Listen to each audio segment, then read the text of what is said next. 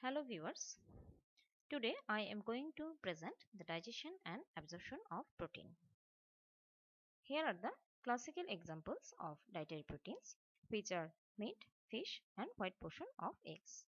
These are the examples of first class protein with high biological value, and first class proteins are the proteins which contains all the essential amino acids in appropriate amount and proportion.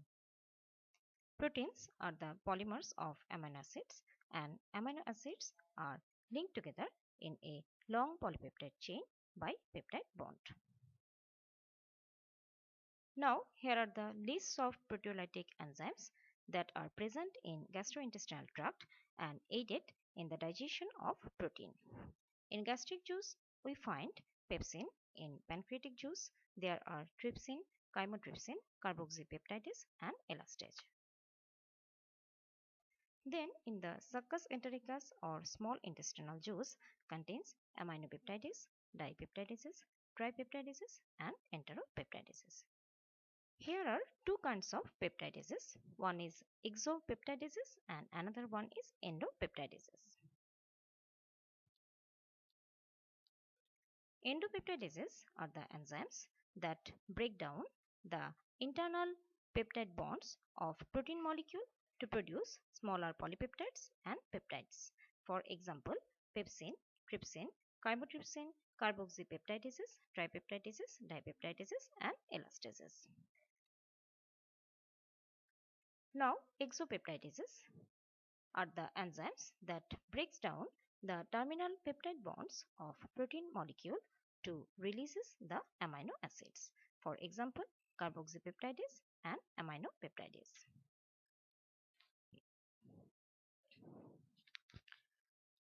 Here is a long polypeptide chain. Carboxypeptidase acts on carboxyl terminal of the polypeptide chain and breaks down the peptide bond at carboxyl terminal and releases the individual amino acids.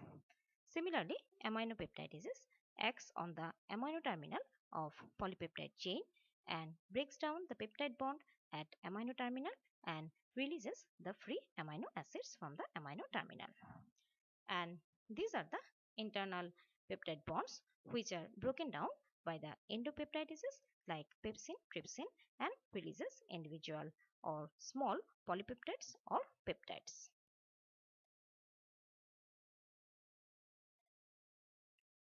Now come to the final digestion of protein.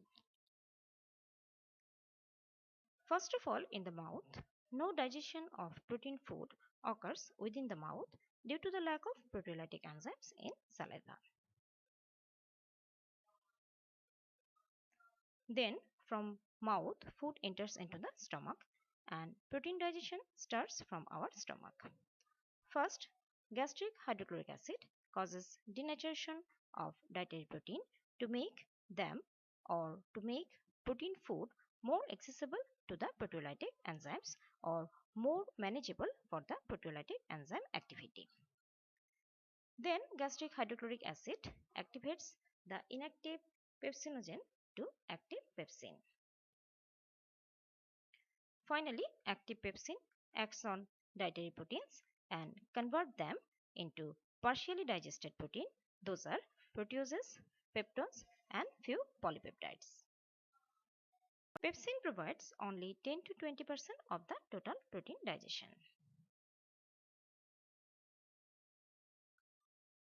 From stomach, food enters into the upper small intestine, mainly in the duodenum and jejunum. Most of the protein digestion occurs in the lumen of duodenum and jejunum by the proteolytic enzymes of pancreatic juice. Partially digested proteins like proteases, peptones and few polypeptides are hydrolyzed here by a group of pancreatic proteolytic enzymes to small polypeptides or commonly known as oligopeptides and free amino acids. Here are the partially digested protein on which pancreatic proteolytic enzymes like trypsin, chymotrypsin, proelastase and carboxypeptidase acts and convert them to small polypeptides or oligopeptides and free amino acids.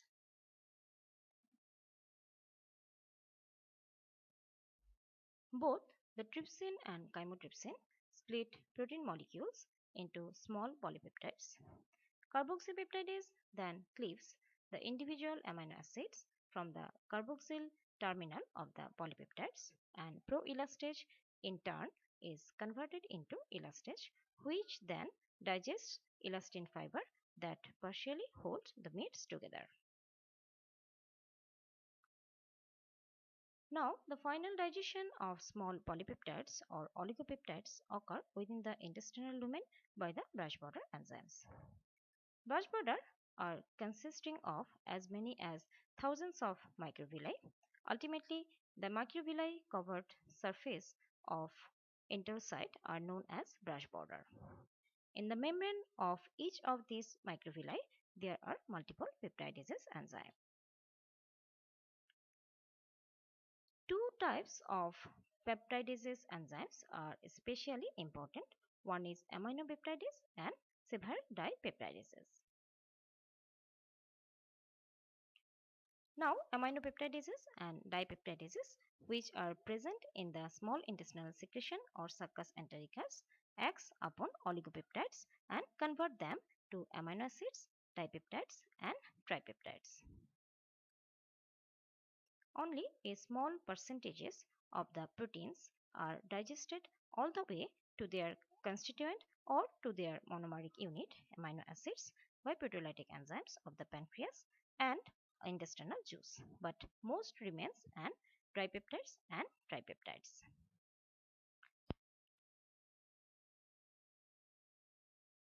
Now, both the amino acids plus the dipeptides and tripeptides are easily transported through the microvillar membrane to the interior of the enterocyte. Within enterocyte, these dipeptides and tripeptides are broken down by the several intracellular peptidases to free amino acids and enter into blood.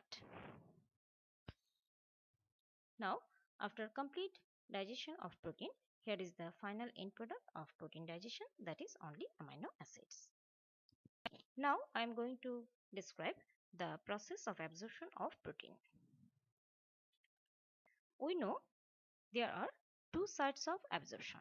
One is from the lumen of intestine to enterocyte and another one is from enterocyte to blood. At least 7 different transport systems are available for transporting the amino acids from lumen of GIT to enterocyte. Out of these 7, 5 require sodium and transport amino acids by secondary active transport process similar to that of sodium glucose cotransport or sodium galactose cotransport, and here the transport process is sodium amino acid cotransport, which is an secondary active transport process. Out of these 5, 2 of these require also chloride ion along with sodium. In the other two systems, transport is independent of sodium and transport of amino acids occur from the intestinal lumen to enterocyte by facilitated diffusion. Now, absorption of amino acids from enterocyte to blood. 5 transport systems are required for the transport of amino acids from enterocyte to blood. Out of these 5, 2 of these transport systems are dependent on sodium and 3 are not. Here are the absorption of dipeptides and tripeptides from the lumen of GIT to enterocyte. The dipeptides and tripeptides are transported from the intestinal lumen through the microvillar membrane into the enterocyte by a system that requires a carrier, that is hydrogen ion instead of sodium ion. Within enterocyte, di and tripeptides broken down immediately into free amino acid by intracellular peptidases, which then enter into the hepatic portal blood. Okay, that's all. Thank you.